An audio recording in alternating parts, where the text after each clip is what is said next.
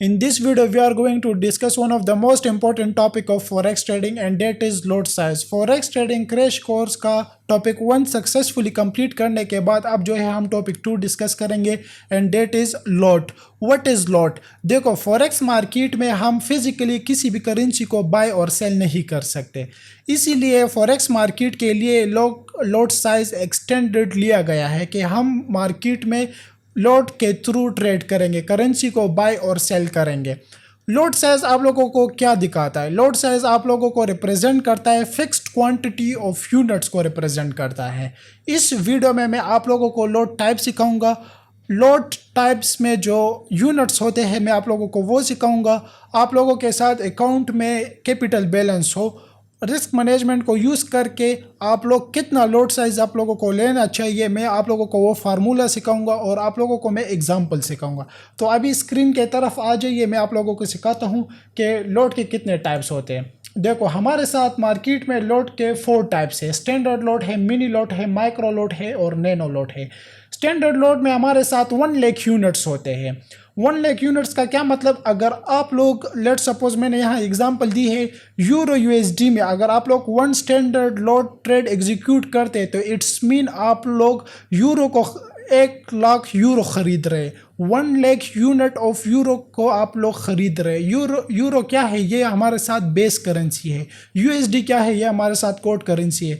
अगर आप लोग बेस करेंसी और कोड करेंसी नहीं जानते तो मेरा पहला वीडियो देख सकते हैं, इंट्रोडक्शन टू फॉरेक्स. वहाँ पर मैंने डिटेल में समझाया है कि बेस करेंसी क्या होता है, कोड करेंसी क्या होता है. लेकिन यहाँ पर आप लोगों को समझाने के लिए जो हमारे साथ फर्स्ट करेंसी होता है पेयर में वो बेस करेंसी होता है और जो सेकेंड करेंसी होता है पेयर में वो कोड करेंसी होता है. हमेशा बेस करेंसी को बाय करने के लिए हम जो है कोड करेंसी पे करते हैं. ठीक है, तो इसका ये मतलब है. अब जो है इसका पिप वैल्यू क्या होता है? देखो अगर आप लोग 1 स्टैंडर्ड लॉट लेते हैं तो ये आपके साथ $10 के बराबर है 1 पिप. अगर 10 पिप्स आप लोग मार्केट में गेन करते हैं तो 10 ज़रबे 10 इज इक्वल टू $100 प्रॉफिट होगा. ठीक है, फिर इसके बाद हमारे साथ मिनी लॉट होता है. मिनी लॉट में कितने यूनिट्स होते हैं? मिनी लॉट्स में हमारे साथ 10,000 यूनिट्स होते हैं. मिनी लॉट में 0.1 लॉट आता है, यानी buying 0.1 lot of euro USD is equal to 10,000 units. अगर आप लोग 0.1 लॉट ट्रेड एग्जीक्यूट करें किसी भी पेयर में तो इट्स मीन उसमें आपने जो है 10,000 यूनिट्स खरीदे हैं बेस करेंसी का. तो यहाँ पर एग्जांपल यूरो यूएसडी का है तो इट्स मीन आप लोगों ने 10,000 यूरो को खरीदे हैं. 0.1 लॉट कितने डॉलर के बराबर होता है? 1 पिप वैल्यू, तो ये $1 के बराबर होता है. अगर आप लोग 10 पिप गेन करते हैं मार्केट में तो 1 ज़रबे 10 इज इक्वल टू $10. फिर हमारे साथ माइक्रो लॉट होता है. माइक्रो लॉट में हमारे साथ 1000 यूनिट्स होते हैं. ठीक है, और 0.01 जो है ये माइक्रो लॉट होता है. अगर 0.01 लॉट आप लोग यूरो यूएसडी पेयर में ट्रेड एग्जीक्यूट करते हैं तो इट्स मीन आप लोगों ने यूरो यूएसडी पेयर में 1000 यूरो को खरीदे है जिसके लिए आप लोगों ने यूएसडी पे किया है. 0.01 लॉट जो है ये कितने डॉलर के बराबर है? तो ये 0.10 सेंट के बराबर है. अगर आप लोग 10 पिप्स गेन करते हैं मार्केट में तो इट्स मीन आप लोग जो है 0.10 ज़रबे 10 $1 बराबर होगा. अब हमारे साथ nano lot. Nano lot mostly हमारे ब्रोकर्स में नहीं होते. एक्सनेस हो गया, एक्सएम हो गया, कितने भी जो ब्रोकर्स है नैनो लॉट नहीं होते. लेकिन आप लोग इसको जाने कि इस नैनो लॉट में हमारे साथ 100 यूनिट्स होते हैं और ये जो है 0.01 सेंट के बराबर होता है. लेकिन ये केस जब आ जाए गोल्ड में, गोल्ड हमारे साथ कमोडिटीज़ में आता है तो वहाँ पर क्या होगा? गोल्ड तो आप लोगों का बहुत फेवरेट पेयर है. तो गोल्ड में इसका क्या सिचुएशन होता है? क्या गोल्ड में भी 1 लाख यूनिट्स होगा स्टैंडर्ड लॉट पर? तो बिल्कुल नहीं, ऐसा बिल्कुल नहीं है, क्योंकि गोल्ड आउंस में रिप्रेजेंट किया जाता है. उसका रेट जो है वो आउंस में होता है. ठीक है, तो लॉट साइज इन गोल्ड में आप लोगों को अभी सिखाता हूँ. इसमें भी हमारे साथ स्टैंडर्ड लॉट होता है, मिनी लॉट, माइक्रो लॉट, ये सब में सेम है. ठीक है, अब अगर आप लोग स्टैंडर्ड लॉट लगाए गोल्ड पेयर में तो इट्स मीन आप लोगों ने 100 आउंस खरीदी है. अगर आप लोग मिनी लॉट लगाए तो इट्स मीन आप लोगों ने 10 आउंस खरीदी है. अगर आप लोग माइक्रो लॉट लगाए तो इट्स मीन आपने 1 आउंस ऑफ गोल्ड खरीदे है.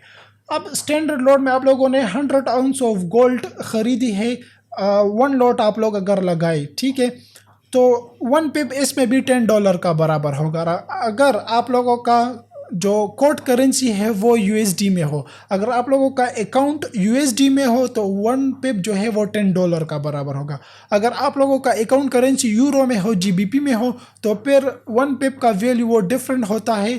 कैसा ये डिफरेंट होता है, और यहाँ पर जो ये मैंने पिछले करेंसी में भी आप लोगों को सिखाया कि स्टैंडर्ड लॉट जो है वो $10 का बराबर होता है 1 पिप का ना। तो ये कैसे हमने आइडेंटिफाई किया है, तो ये पिप्स के फार्मूले से होता है, पिप वैल्यू के फार्मूले से, वो मैं आप लोगों को नेक्स्ट वीडियो में सिखाऊंगा। यहाँ पर आप लोग इतना समझे, गोल्ड में 100 आउंस होते हैं, स्टैंडर्ड लॉट में, मिनी लॉट में 10 आउंस होते हैं, माइक्रो लॉट में 1 आउंस होते हैं। बाकी वही एग्जाम्पल मैंने आप लोगों को दी है, यहाँ आप लोग देख सकते हैं। अभी मैं आप लोगों को सिखाऊंगा कि लॉट साइज का फार्मूला क्या है, कैसे आप लोग आइडेंटिफाई कर सकेंगे अपने अकाउंट को देखकर। तो ये आप लोगों के साथ लॉट साइज का फार्मूला है, ठीक है। Risk divided by stop loss distance multiply by pip value. तो अगर मैं आप लोगों को यूरो यूएसडी का एक एग्जांपल दे दूं, अगर आप लोगों का साथ लेट्स सपोज $100 हो, $1000 हो, और आप लोगों का रिस्क 2% हो, तो 2% $1000 में वो $20 आते हैं रिस्क। स्टॉप लॉस आप लोगों का 30 पिप्स हो, ठीक है, और फिर आप लोगों का जो पिप वैल्यू है वो 1 लॉट हमेशा आप लोगों को यूज़ करना होगा। और पिप वैल्यू 1 लॉट का मैंने आप लोगों को पहले भी बताया कि $10 होते हैं।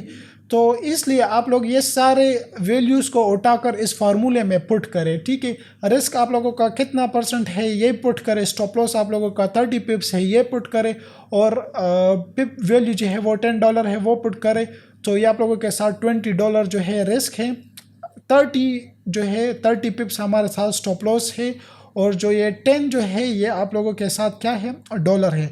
इसका मल्टीप्लिकेशन एंड डिवीजन खुद करें कैलकुलेटर के साथ, तो आप लोगों के साथ आ जाएगा कि 0.06 लॉट साइज ख़रीदना चाहिए आप लोगों को 2% रिस्क पर, ठीक है। अगर यही एग्जांपल मैं आप लोगों को गोल्ड में दे दूं, तो गोल्ड में भी ये फार्मूला सब के लिए सेम है, ठीक है। गोल्ड का एग्जांपल, अगर आप लोगों के साथ अकाउंट में $500 हो, रिस्क आप लोग 2% लेना चाहते हो, स्टॉप लॉस आप लोगों का 40% हो, यानी 40 पिप्स आप लोग ले स्टॉप लॉस, और पिप वैल्यू वही 1 लॉट का $10 होता है। तो ये वैल्यूज उठाकर आप लोग इस में पुट करें इस फार्मूले में, तो आप लोगों के साथ लोट साइज आ जाएगा कि आप लोगों को इतना लोट लेने चाहिए XAU USD पेयर में ट्रेड करने के लिए।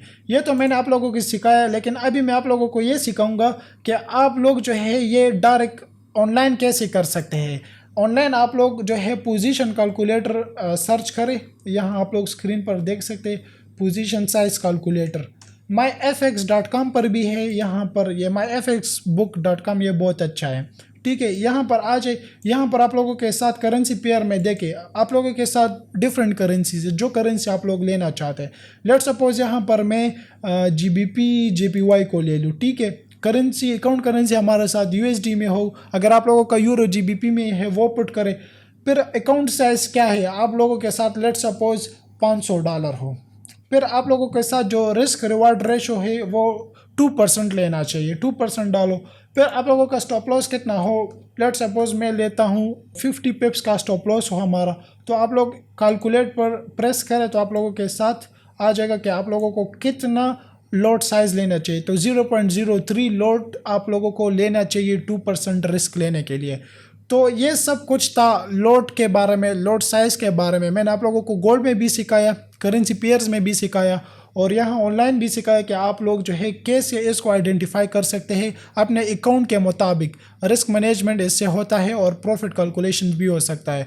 तो it was all about lot size. So wish you best of luck. Next video हमारे जो है पिप्स के बारे में होगा, उसमें आप लोगों को मैं डिटेल में समझाऊंगा कि पिप्स क्या होते हैं, और वहाँ पर हम सब कुछ पढ़ेंगे। So wish you best of luck, see you in the next video.